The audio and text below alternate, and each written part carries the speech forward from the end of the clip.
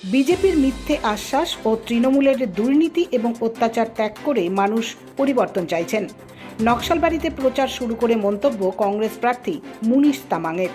শুক্রবার সিপিএম ও কংগ্রেস কর্মী সমর্থকদের সঙ্গে নিয়ে নকশালবাড়ির বিভিন্ন গ্রামে গিয়ে প্রচার করেন তিনি।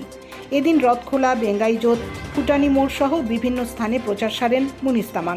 তিনি বলেন, বিজেপির মিথ্যাচার ও তৃণমূলের দুর্নীতি অপশাসন সরিয়ে মানুষ পরিবর্তন চাইছেন। এই এলাকার মানুষ সাড়ম্বরে স্বাগত জানাচ্ছেন।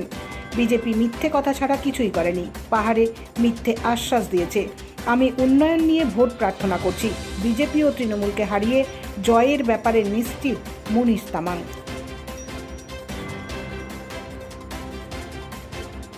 इस कुछ समय से दिनों से जब प्रचार में चल रहा हूं तो मुझे बहुत अच्छा रिस्पांस मिल रहा है, क्योंकि यहां लोग भाजपा के झूठ की राजनीति से तंग आ चुके हैं और तृणमूल का भ्रष्टाचार और अत्याचार से तंग आ चुके हैं।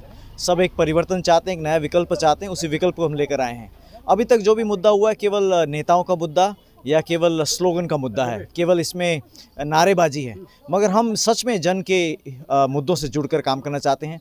इन जगहों में जो चाय बागानों का जगह है, जो पिछड़ी जातियों का जगह है और जो यहाँ मजदूरी का जगह है, इनके जो मुद्दे हैं, ज़मीन का मुद्दा है, इनका रोज़गार का मुद्दा है, इनके रोज़गार के वेतन का मुद्दा है, इस सभी को लेकर हम काम कर रहे हैं। हम पूरा आश्वस्त हैं कि जनता इन मुद्दों को पहचानती है, जनता के मुद्दे हैं ये, और वो हमारा समर्थन जरूर करेंगे। ये तो बहुत वास्ट इलाका है, आपको बहुत टाइम बहुत कम मिल रहा है, कितना तकलीफ होगा? समय हमें जो भी मिला उस समय का हम उपयोग कर रहे हैं, और जैसे मैं सबको कहता हूं कि हम देर आए मगर दुरुस्त आए। हमसे पहले जो भी आए वो जल्दी आए मगर सुस्त आए। वो सुस्त इसलिए कि उनके पास कोई मुद्दा नहीं है, उनके पास सिर्फ नारे हैं।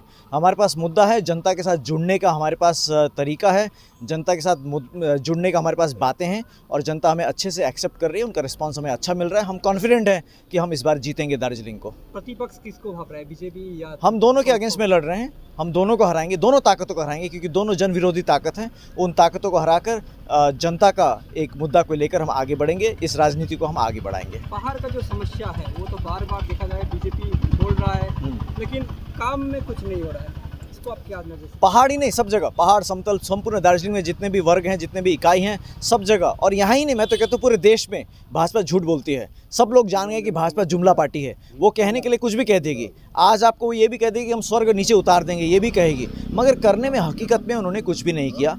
लोग को जो कुछ कहा, पहाड़ में उदाहरण के रूप में उन्होंने पीपीएस कहा, और पीपीएस क्या है अभी तक वो खुद भी नहीं बता पाए।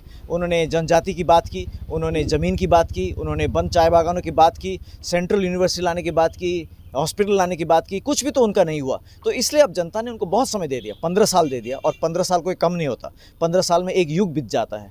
तो इसलिए अब जनता उस सब को तिरस्कार करके, उनकी राजनीति को तिरस्कार करके एक जन का राजनीति को यहाँ स्थापित करेगी, और उस जनता के मुद्दों को लेकर हम आगे बढ़ेंगे। कॉन्फिडेंट कितना लग रहा है? हम फुल कॉन्फिडेंट हैं, हम फुली कॉन्फिडेंट हैं कि हम यहाँ पर जीतेंगे, क्योंकि ये जनता का मुद्दा है और जनता के साथ जुड़ना है। जनता का वोट है और जनता ही हमें विजय दिलाएगी।